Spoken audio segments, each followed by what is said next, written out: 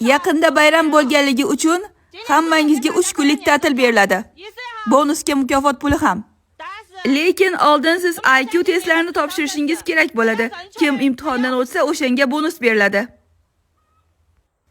Gapirsaydi. Imtihondan o'ta olmasak nima bo'ladi? O'ta olmasang shu yerda qolib navbatchilik qilasan, bonus ham berilmaydi.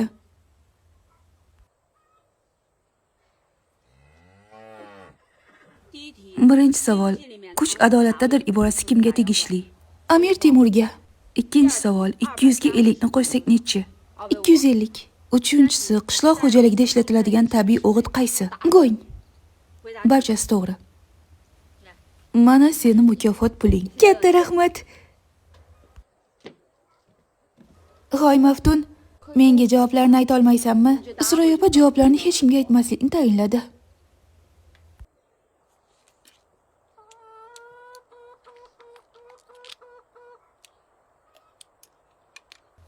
Mazali ekanmi?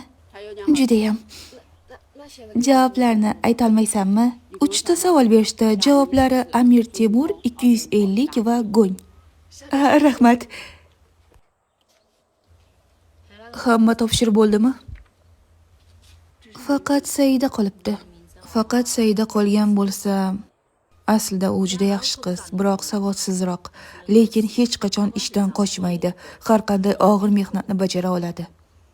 Keling, yaxshisi unga oddiy savollar beramiz. Mayli. Otangizning ismi kim? Amir Temur.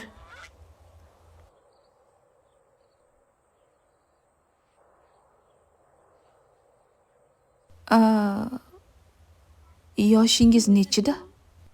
250 da.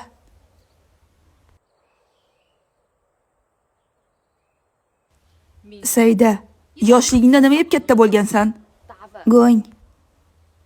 Azuchka uchun barcha Saidalardan uzr so'rayman. Bu shunchaki rol. Nima qilay, shunaqa kontent chiqarishibdi axir.